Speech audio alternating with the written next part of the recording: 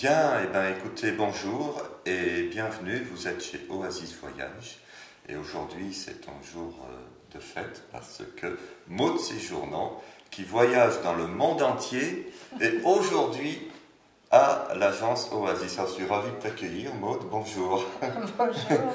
Et Maud, pour la petite histoire, ça a été l'une des premières intervenantes de notoriété que j'ai appelée quand j'ai créé Oasis Voyage. Et nous avons commencé à collaborer ensemble, je crois que c'était en 2009, autour d'un voyage initiatique à Bali. Nous avons fait une croisière dauphin, on a des projets fabuleux que Maud va vous dévoiler. Et pourquoi j'ai eu envie de travailler avec Maud, c'est que je trouve que c'est une grande professionnelle. Tu es une grande professionnelle dans ta façon de travailler. Quand on est organisateur, on voit les coulisses et moi je suis vraiment très à l'aise avec toi. C'est bien cadré, c'est bien clair, on sait où est le sol. Et puis je trouve que tu as une grande, j'appellerais une grande maturité, c'est-à-dire je vois que tu as beaucoup de sagesse, de pertinence. Tu n'es pas une femme, je dirais, de complaisance. Tu ne fais pas du New Age commercial, tu as vraiment une certaine, peut-être, exigence. Et j'aime beaucoup ça, ce qui fait que les groupes qui partent avec toi, je les sens vraiment dans son engagement et dans une recherche de la conscience fine d'eux-mêmes. En tout cas, c'est ce que j'avais envie de te partager et ce sont les qualités que je reconnais en toi. Voilà. Après, Maud, pour présenter Maud aux gens qui la connaissent un peu moins, tu interviens depuis 25-30 ans sur les sagesses chamaniques, un peu partout dans le monde. Tu as animé des centaines de séminaires. Tu as, je vais reprendre mon papier pour ne pas me tromper dans le titre, fait ce best-seller, Le cercle de vie, initiation chamanique d'une psychothérapeute en poche chez Albin Michel. En 97 déjà, les années passent vite. Ouais. Et c'est cette même année où tu as fait connaître en France ce livre exceptionnel qui a toujours un succès fou, qui est un peu un livre de chevet, Les 4 accords Toltec de ton ami Don Miguel Ruiz. Voilà. Et j'en profite pour présenter la spirale initiatique chez Albin Michel, qui est sortie il y a quelques mois. Voilà, bienvenue Maud.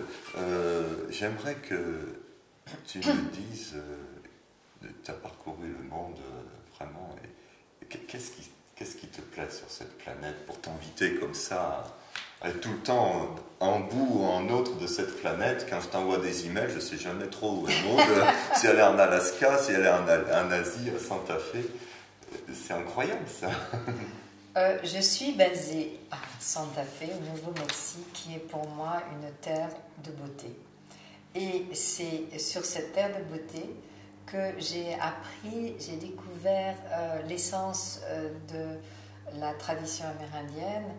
Et il y en a de multiples, donc pas d'une seule, parce que j'ai voulu m'intéresser à l'essence. Et il y a une prière qui s'appelle la prière de la voix bénite de la beauté, et justement qui dit « Je marche dans la beauté, devant moi est la beauté, je marche dans la beauté, derrière moi est la beauté, que tous ceux qui m'accompagnent voient ma beauté, et que nous voyons ensemble la beauté de chacun. » Bon. Et pour moi, d'aller dans des nouveaux endroits, c'est découvrir des nouveaux aspects de la beauté, qui est tellement diverse, qui prend tellement de formes, que je suis toujours émerveillée des nouvelles formes que je rencontre en allant dans différents pays. Voilà. C'est très chouette. Ça me rejoint dans le désir que j'ai eu de créer Oasis, c'est-à-dire vraiment d'aller dans l'émerveillement. Et de se servir de la lumière pour allumer notre propre lumière, qui est un processus un peu différent de la thérapie où on travaille sur l'ombre pour aller vers la lumière. J'ai eu cette impression qu'il y a eu une époque où il y avait beaucoup de thérapies où on transmutait l'ombre en lumière, Et ce qui me plaît chez toi, c'est que on ne va pas forcément aller grignoter l'ombre, mais on va utiliser la lumière pour un petit peu se mettre plus de lumière en soi. Est-ce que Oui, j'ai l'impression que tu as bien vu ce qu'était l'essence de nos conversations récentes. C'est que je vois que tout est dans la personne. Tout est là pour elle. Tout est potentiellement dans son cercle intérieur, puisque j'utilise beaucoup le cercle de vie, la roue de médecine, cette cosmologie basée sur les 4 directions cardinales, sur la terre, le ciel qui se rencontrent en nous. Donc nous avons au départ tout ce potentiel. Et c'est justement d'aider la personne à manifester ce potentiel et qui est, en termes chamaniques, ce qu'on appelle transformer l'ennemi en allié. Et de retrouver tous ces alliés personnels qui nous donnent la vraie mesure de notre pouvoir personnel. Pouvoir ne voulant pas dire contrôle sur quelque chose, bien sûr, ou quelqu'un, mais bien la prise en soi de toutes ses capacités, toutes ses ressources et découvrir tout son potentiel. Pouvoir, c'est je peux. Imaginons un monde où tout le monde peut au maximum de ses capacités, ce serait extraordinaire. Alors, tu as une prédilection pour ce que j'appelle les espaces vierges. Tu es allé en Antarctique, là tu rentres des fjords d'Alaska, où j'ai vu une photo, tu étais avec ton kayak et tu t'approchais, je crois, des baleines. Et du coup, ce qui te plaît aussi en Islande, c'est justement sont ces terres qui sont peu fréquentées par les hommes. Alors du coup, qu'est-ce qui t'attire un peu dans ces espaces un peu oubliés de l'humanité? Qu'est-ce que tu y trouves de particulier dans ces espaces, on pourrait qualifier un peu plus vierges que... Eh bien, donc vierge, ça veut dire qu'il n'a pas été pollué ou utilisé, où tout est encore possible. Donc, cela nous fait retrouver peut-être nous-mêmes à l'origine des temps, donc à l'origine de nous-mêmes.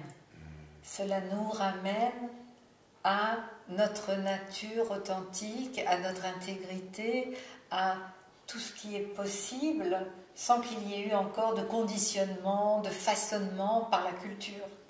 Alors, j'aime aussi retrouver certaines cultures, découvrir des cultures, mais dans l'idée de se retrouver dans des terres comme en Islande, par exemple, où il y a ces volcans, où il y a des dizaines et des dizaines de kilomètres de route que l'on peut faire sans voir d'autre chose que des pierres, de la neige, des sources d'eau, c'est de se dire, mais oui, je viens de cela, qu'est-ce que c'est que cette intégrité en moi qui est là indépendamment de toute influence humaine. Cet été, je suis allée au milieu des Rocheuses et j'ai réalisé que sur la carte, il y avait des centaines de kilomètres carrés, même sans route, sans accès, sans rien. Et de mettre sa tente là, et de voir les étoiles et de se dire il n'y a rien autour, ça nous fait, c'est un petit peu comme dans une quête de vision quelque part. C'est plus facile de se retrouver soi. Alors, non seulement tu aimes emmener les groupes dans des espaces vierges, mais ce qui est particulier chez toi, c'est que tu travailles sur des groupes, avec des groupes de taille intimiste, ce qui est vraiment, à mon avis, offre une qualité d'accompagnement quasiment individualisée vis-à-vis des participants. Et du coup, est-ce que tu aurais une expérience à nous partager quand tu accompagnes en groupe de quelque chose qui s'est passé, qui peut-être a été un peu extraordinaire, un peu touchant, un peu profond? Parce que bon, j'imagine qu'il y en a beaucoup. Mais pour donner une idée aux gens qui nous regardent... Il y en a deux qui me viennent. Et puis, c'est pas seulement moi. En fait, ce que je fais, c'est que j'organise le groupe que nous sommes, le groupe de voyageurs, en un cercle de vie. Un cercle, c'est un groupe d'humains qui a une intention particulière, qui voyagent ensemble vers quelque chose, surtout vers eux-mêmes. Et donc, on fonctionne les uns avec les autres d'une manière très différente quand on a déterminé ce que c'est qu'un cercle, comment on va servir mutuellement le bien-être de ce groupe, comment on va se positionner en rapport aussi avec les éléments, comment on va utiliser justement tous les enseignements des anciens par rapport à l'air, au feu, à la terre, à l'eau, et comment le vivre à l'intérieur de soi. Et quand on fait cela, ça donne une teinte très différente à la manière dont on va fonctionner ensemble. Donc, ce que je veux dire, c'est que si je suis, oui, disons, accessible à chacun, je ne peux pas non plus, je ne vais pas faire une thérapie individuelle de chacun pendant les groupes. Hein. Il est bien évident qu'il ne s'agit pas de ça. Mais la présence de chacun vis-à-vis des autres va être quelque chose qui va nous faire changer tous. Donc il y a ça, et je me souviens de cette femme justement qui me racontait qu'elle était en difficulté intérieure, qu'elle avait même pensé au suicide, bon, il y a longtemps, parce qu'elle était guérie depuis, mais qu'elle ne voyait pas très bien comment elle allait changer son mode de vie, et je crois on plongeait, on était à Bali, on regardait les récifs. Et la beauté des coraux, encore une fois, la beauté. La beauté a un pouvoir de transformation extraordinaire, bien au-delà de moi, de quiconque autour. Et les poissons qui étaient là, les couleurs des coraux, l'ont touchée. Elle est venue me voir et elle m'a dit, Maude, j'ai vu le paradis. J'ai vu la beauté ineffable, et depuis que j'ai vu cela, maintenant je sais que je peux vivre toujours et que rien ne pourra m'empêcher de voir cela maintenant. J'en ai encore des frissons en t'en parlant, parce que ça m'avait touchée. Et j'avais rien fait, c'était les petits poissons et les coraux qui étaient là, qui lui ont parlé. Donc ça c'est un exemple. D'autres... qui justement me disaient qu'elles avaient senti, parce que j'aime bien mettre en place, par exemple, les accords Toltec, comme nos modalités d'échange, par exemple. C'est une manière de pratiquer, parce que moi, ce que je trouve qui est important, c'est de pratiquer la sagesse des anciens dans notre vie quotidienne. Si ce n'est pas pour la mettre au jour le jour, à quoi ça sert, hein? Sinon, on la met dans une bibliothèque. Donc on la pratique, et là on a l'occasion de la pratiquer ensemble. Et en étant justement dans cette relation d'aide mutuelle, de ne pas prendre les choses personnellement et de ne pas faire de suppositions, on s'amuse les uns avec les autres avec ça, on pratique, et rien que cela, c'est une manière, c'est un atelier permanent vous ne voyez pas de c'est assez incroyable, puisque j'ai eu le bonheur de t'accompagner en voyage à Bali, et je sais que chaque jour nous avions un accord Toltec qui était mis en évidence, et c'est vrai que je me suis rendu compte à quel point cela demandait de la conscience chez moi. Voilà. Ne faites pas de suppositions. Quand j'ai entendu cet accord, je me suis dit, oh, j'en fais pas trop des suppositions. Et puis finalement, en portant ma conscience et mon attention sur cet accord-là, c'est incroyable finalement le nombre de suppositions que je fais sans forcément m'en rendre compte.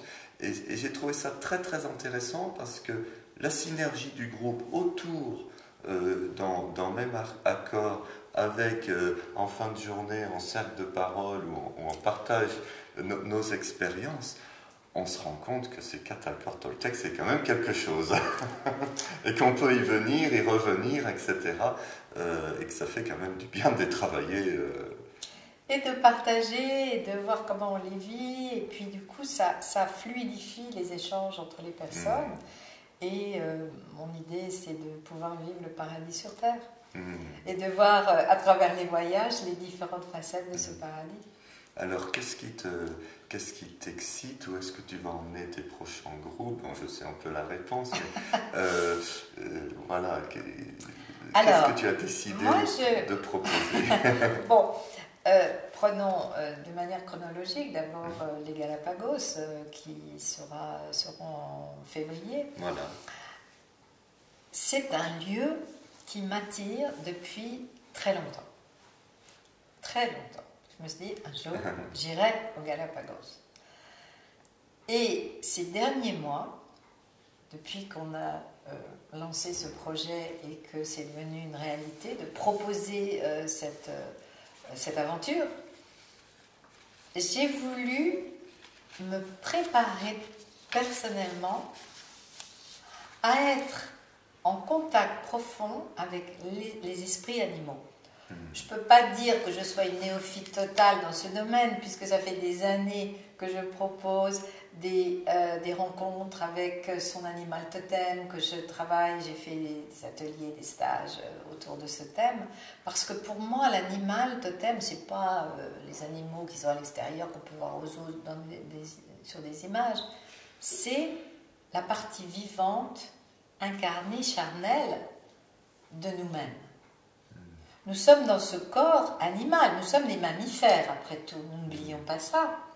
Nous mettons bas, comme les grands mammifères, et nous avons 99,5% de gènes similaires aux grands singes, par exemple. Donc de dénier notre nature animale serait incongru, bizarre. Bien sûr, si nous n'étions que cela, nous ne serions que des animaux. Si nous sommes des humains, c'est parce que nous avons la conscience de notre être conscient, divin en nous, qui est absolument fondamental. Et c'est en faisant cette alliance entre notre moi divin, une ouverture profonde justement au ciel, le soleil qui est au-dessus de nous, et à cet aspect qui vient de la terre, des minéraux, les os, c'est quoi? Le calcium, le magnésium, ça vient de la terre, tout ça. Et tous les animaux qui sont autour de nous sont faits aussi de cela. Et de reconnaître, d'aimer, d'embrasser cette partie animale. Parce que l'on voit aussi, alors ça c'est ma petite digression sur les animaux, vas-y. Les animaux sont multiples sur la planète. Quand on voit le nombre d'espèces animales, c'est un miracle de se dire que la vie a su créer tant de formes différentes. Je m'émerveille toujours de ça, en voyant la créativité divine par rapport à ces formes-là. Et en voyant justement toutes ces formes, nous pouvons avoir un miroir de nous-mêmes et de nos dons, de nos qualités différentes les uns des autres. Nous sommes tous des humains, mais nous ne ressemblons pas. Nous avons chacun des caractères, des styles, etc. Et il y en a qui se sentent plus attirés vers les félins, qui sentent toute cette nature, d'autres qui voient l'aigle, d'autres qui voient l'éléphant, ou un petit animal genre écureuil, comme est leur esprit, etc. Donc, c'est la possibilité pour nous de contacter notre être profond incarné. Voilà. Oui. En tout cas, je vois au Galapagos, entre les otaries, les raies, les tortues, et vous allez aussi plonger les iguanes, etc. Ça va être quelque chose. Je me souviens de cette méditation guidée que tu avais fait avec le groupe à Bali sur l'animal totem, et j'avais été... je me suis dit, qu'est-ce qui va se passer? J'avais une certaine crispation, et puis je me souviens que c'était tellement doux ta manière de nous accompagner, de nous amener très progressivement à la rencontre de cet animal totem. J'en garde un très délicat souvenir, et du coup ça fait une expérience très très profonde. C'est pas quelque chose qu'offre. C'est vraiment quelque chose que l'on va chercher qui habite après, qui reste avec nous. Oui. Et c'est important d'être doux, parce que moi, dans mon approche où j'étais dans cette dimension chamanique, j'ai compris aussi qu'il était nécessaire de l'adapter à notre nature occidentale de maintenant, dans le cadre de notre culture. Je viens de cette culture. Et mon don ou ma mission, c'est de savoir faire le pont entre ces cultures traditionnelles qui quelquefois peuvent être un peu rudes je trouve pas toujours facile pour les êtres un petit peu polissés quelquefois que nous sommes dans notre culture, et de faire ce pont et de l'adapter à qui nous sommes maintenant pour pouvoir utiliser l'essence de ces traditions, mais à notre manière. Et on n'a pas besoin, par exemple, d'agiter des plumes forcément ou de jouer du tambour pour rentrer dans un état altéré de conscience. On peut le faire très facilement avec... Moi, tu as dit un jour une parole qui m'a marqué. La question, ce n'est pas de rentrer en transe, mais c'est de sortir de la transe qui est inconsciemment installée dans nos vies. Et ça m'est vraiment resté parce que j'ai trouvé ça vraiment très très pertinent, quoi, et très très juste. Alors je vois sur le programme des Galapagos également, en tant que sur l'île d'Isabella, qui est une île qui est inhabitée, hein, où on peut passer quelques heures, une cérémonie roue de la médecine, relation Terre-Soleil. Voilà, la roue de la médecine est la boussole intérieure qui nous aide à guider notre vie. Et après ça, c'est baignade, bain de soleil, promenade, etc. Alors, quand je vois ça, je me dis, la cérémonie doit être quand même assez intense. Est-ce que tu peux nous dire 2-3 mots? Comment tu utilises la roue de la médecine au Galapagos, en Islande, à Bali?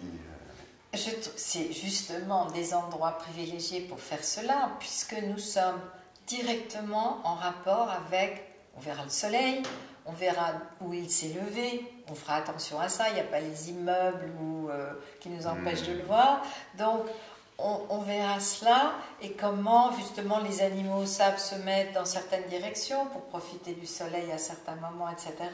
Eux, ils savent le faire d'une manière instinctive, et c'est pour nous remettre justement dans cette conscience de notre relation de la Terre au Soleil. Parce que nous vivons en permanence, les saisons c'est ça, les jours c'est ça, c'est la relation Terre-Soleil. Et je pense que lorsque on se remet dans cette relation, eh bien c'est notre religion personnelle, religion voulant dire se relier, se savoir relier au reste du cosmos. Et c'est cette relation qui est absolument fondamentale et qui fait que nous sommes un être équilibré, en paix et en autonomie. Puisque il n'y a pas de guide à suivre, il n'y a pas une personne qui sait mieux que nous, c'est nous qui voyons comment fonctionne la Terre et le Soleil ensemble. Est-ce que toi, personnellement, tu as un animal de prédilection? Est-ce que tu veux le dire ou le garder pour toi? Alors, c'est très personnel. Oui, c'est très personnel. Il y en a qui me connaissent bien, qui ont à peu près deviné celui qui était prédominant, mais je ne le dis pas. Parce que je dis toujours dans mes stages, sacré et secret vient de la même origine. Et pour moi, c'est très sacré, c'est très important, c'est une relation intime, profonde, et je la garde pour moi. Ça me touche beaucoup parce que ce qui me plaît en toi, moi j'aime dire que Maud nous invite à une spiritualité sobre. Dans mon terme, c'est qu'effectivement, il peut y avoir un certain folklore ou extériorisation, et je trouve que la dimension spirituelle, c'est la plus intime, la plus intime, et on peut parler de beaucoup de choses. Je trouve que même parfois, ça peut être plus facile de parler de sexualité ou d'argent que finalement de parler de notre propre spiritualité, c'est-à-dire de notre propre lien intérieur avec la vie. Et c'est assez... je trouve que tu fais un métier très particulier. Comment amener chacun dans son temple sacré et secret, dont on sait qu'on ne peut pas expliquer cette voix, on peut pas... Il n'y a pas de mots, il n'y a pas de... Il faut un talent particulier. Hein. Non. Je ne sers que de lien entre justement les éléments qui vont être autour de nous au cours du voyage, dans des endroits spéciaux, uniques, comme par exemple les Galapagos. Pour moi, l'idée d'être en contact avec des animaux qui n'ont pratiquement jamais vu les humains, puisque encore jusqu'à 1930, il n'y avait pas d'habitants là-bas. Il y a eu quelques habitants qui sont venus, enfin on parlera de toute cette histoire pendant le voyage, mais donc ils n'ont pas peur. Ça a été protégé extrêmement vite, c'est devenu une réserve très vite. Donc, où peut-on être dans le monde avec des animaux sauvages qui restent à côté de nous, avec, voilà, en nous laissant être là, sans cette réaction de peur. Il y a tellement de peur dans notre monde que de voir des animaux sans peur nous évoque, est-ce que moi aussi je peux vivre sans peur? Et oui, et il s'agit de cela. Hein. Oui. Alors, ce voyage aura lieu du 7 au 18 février. C'est un petit groupe, il reste encore quelques places si vous voulez nous y rejoindre. Voilà, tu as encore... Oui, juste de dire que je me suis préparée et je continue de me préparer.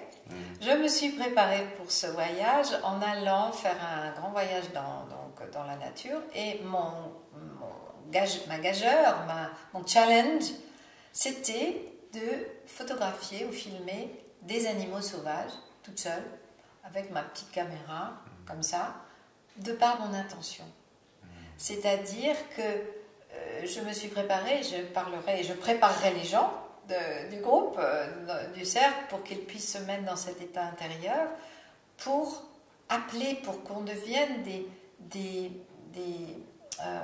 magnets, des aimants en quelque sorte, qu'on soit dans un mode d'ouverture et d'attraction des animaux. Et je l'ai prouvé, je crois, en prenant ces photos que j'ai mises sur mon blog, des photos d'animaux. Et je vais même te dire que il y a des animaux que je voulais voir avant, que je n'avais jamais vus. Je ne pensais jamais les voir. Et là, de par cette intention et de ce travail intérieur que j'ai fait, eh bien, je les ai vus, je les ai mis sur les blogs et on peut en regarder depuis des bisons, des antilopes, des élans, des marmottes, des aigles, des éléphants de mer et plus tard des baleines, etc. Donc, voilà, ça marche. Le blog, c'est Mot de séjournant, en un seul mot.com. Et mot de séjournant, on me dit, est-ce que ça prend en T ou en D? Je dis mot de séjournant avec en T comme Toltec. Voilà. Et quand on pense à ça, on ne se pose plus la question. Ouais. Alors, en fait, on a souvent choisi des îles. Hein, et là, les Galapagos, c'est un archipel avec plusieurs petites îles. Et il y a une autre île sur laquelle on a déjà organisé ensemble. En gros, deux groupes déjà, ouais. et les gens se sont revenus mais enthousiasmés de ce voyage-là. Alors, parle-nous un petit peu de l'Islande. Et ils m'ont même dit, quand est-ce qu'on vient? Il y en a même une qui est déjà venue à 2 voyages. Voilà. Quand est-ce qu'on retourne? Oui, j'ai eu beaucoup de Islande, tu as appelé ça pèlerinage aux sources de l'eau et du feu. Voilà. Et bien sûr, il y a la terre et l'air. Bien sûr. En Islande. L'eau et le feu, c'est une alchimie interne. Parce que si on met trop d'eau sur le feu, cela éteint le feu. Si on n'en met pas assez, le feu peut continuer à se propager. Par contre, si on met juste ce qu'il faut d'eau, cela se transforme en vapeur. Et la vapeur, c'est de l'énergie. Donc, c'est aussi apprendre à équilibrer des forces en nous pour se retrouver dans cet équilibre du centre de la roue. Très intéressant. Et donc, est-ce que tu peux nous citer 2-3 lieux qui t'ont inspiré? Parce que sur cet itinéraire, il y a des volcans, il y a des cascades, il y a des sources chaudes, il y a des animaux aussi. Il y a la presqu'île du Staffelness que j'aime beaucoup, où il y a un volcan qui était le volcan de Jules Verne, de l'entrée à l'intérieur de la Terre pour le voyage. Alors, je ne sais pas si c'était l'entrée ou la sortie, je ne me souviens plus, mais qui était dans le voyage au centre de la Terre, et ça se situe là. Alors c'est quand même assez extraordinaire. Et on y est allé l'année dernière, on a pu, dans un temps, il y avait une tempête extraordinaire, un vent absolument terrible, et au loin, on a vu un arc-en-ciel absolument magnifique, parce qu'il y a des petites pluies ici et là, donc il y a des arcs-en-ciel. C'était absolument extraordinaire comme vision. Le lac Midvad, où on va aller cette fois-ci au nord, on n'est pas encore allé au nord dans les autres voyages, c'est aussi un lieu sur quelques dizaines de kilomètres carrés où il y a des couleurs de la terre, des bouillonnements de geysers de boue,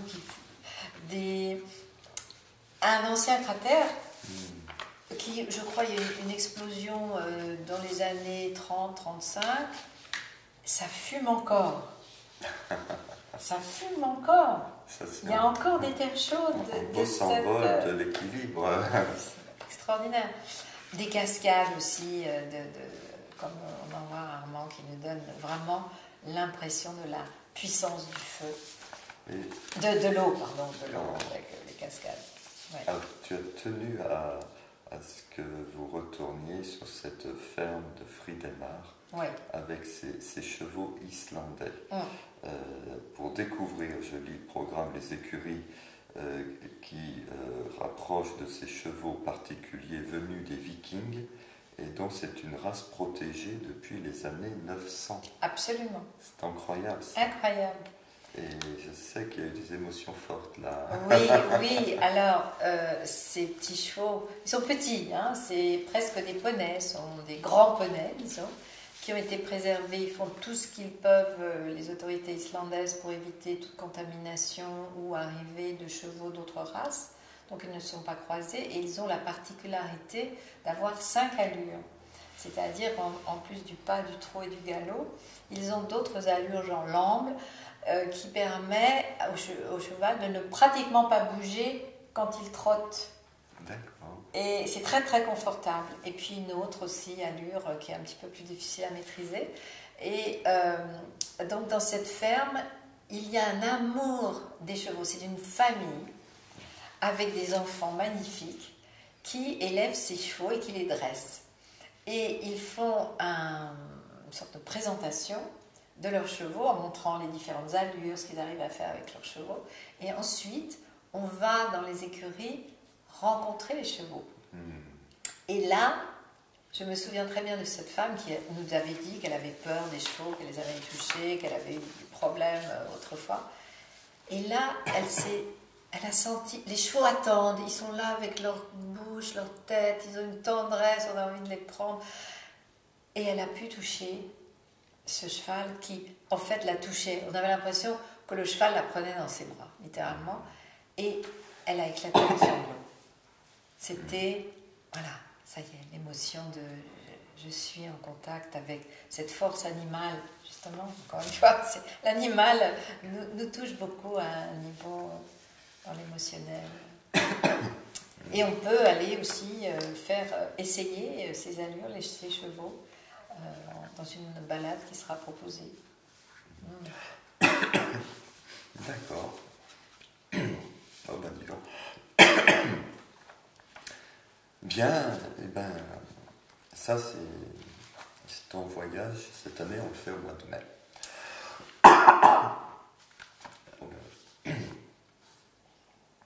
Donc ça c'est ton voyage qui aura lieu du 1er au 11 mai.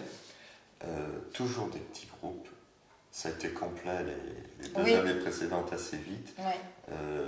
C'est vrai que du coup, petits groupes, donc petits bus, petits hôtels, ça permet aussi de se faufiler dans le pays et d'aller au plus près des éléments. Je me souviens, vous avez vu des otaries, qu'est-ce que c'était, des pingouins qui se mettaient tous, où tu avais mis tout le groupe en file indienne pour qu'ils ne voient pas en groupe d'humains arriver. Oui, ça m'avait fait beaucoup rire. Ah oui, mais c'est important. Écoutez le truc de Maud, c'était quoi comme animal? Oui, c'était des phoques, enfin, on ne dit pas des phoques, des seals, comment ça s'appelle? Phoques, otaries. Oui, c'est ça. Éléphants de mer, peut-être. Non, ce n'étaient pas des éléphants de mer, ce sont des phoques plutôt. Et ils sont dans une colonie sur les rochers et bon, ils n'aiment pas trop qu'on vienne les déranger. Et l'idée des anciens chasseurs, ça c'est ce que savaient faire les peuples primitifs, c'est quand on est un groupe, mettons une dizaine, si les 10 arrivent en même temps vers l'animal, c'est assez effrayant s'il y a 10 personnes qui viennent en même temps. Donc l'idée de la file indienne, c'est qu'il y a une personne qui est devant et toutes les autres qui vont être derrière, de façon à ce que l'animal, celui qui est en face, n'ait l'impression qu'il n'y a qu'une personne. Alors bon, on se décale un peu, on peut quand même les voir, mais c'était ça. Donc on s'était approché sur les rochers tout doucement, et là on s'était mis assez près. Et puis il y a quand même une limite de respect de l'intimité de l'animal, de là où il est, etc. Et on s'était arrêté, mais on avait pu prendre des photos extrêmement rapprochées, et ça avait été vraiment une belle expérience pour tout le monde. Ouais, ouais. En tout cas, c'est des belles émotions, tout ça. Oui. Nous, on a eu de très très beaux témoignages de participants qui ont voyagé avec toi. Il y a même une personne qui nous a fait un splendide diaporama. Un film, avec des images, oui, de la musique. Sur son voyage en Islande. Oui. Donc, si vous voulez en savoir plus, donc vous avez le site internet de Maud qui s'appelle cercledevie.com. Alors, oui, cercledevie.com. Voilà. Pour... qui en parle. Où il y a les séminaires de Maud, la stages, bibliographie de Maud. Et le travail Toltec qui peut être fait en préparation d'ailleurs, pour se préparer intérieurement, ça peut être tout à fait utile. Voilà, et aussi sur oasisvoyage.com pour vous inscrire. En tout cas, c'est toujours un bonheur pour moi de te savoir sur les groupes à l'étranger, parce que je trouve que tu as cette délicatesse vraiment de rencontre avec les animaux, avec la planète, avec les gens, donc avec soi-même. Et je trouve que c'est un joli cadeau que tu offres à chacun. Et moi, je voudrais dire aussi que Oasis a toujours organisé de manière absolument parfaite et impeccable les groupes. Et que je ne me suis pas du tout inquiétée de quoi que ce soit, ce qui était un cadeau pour moi, pour me mettre encore plus à la disposition des personnes. Donc je pense que c'est quelque chose que l'on fait ensemble pour que le confort et l'apprentissage de chacun soient au maximum. Et tout ce qui a été avion, chambre, hôtel, déplacement, les guides locaux, ça a toujours été absolument impeccable. Donc, merci. Je te remercie. Je partage les remerciements avec mon équipe, puisque tu as rencontré Lucie qui s'occupe des Galapagos, Marion qui s'occupe de l'Islande, Twinny qui s'est occupée de Bali et des dauphins. Et voilà, j'ai une super équipe et je m'en réjouis. C'est vrai. Merci beaucoup d'être passé nous rendre visite, et voilà, et à bientôt. À bientôt.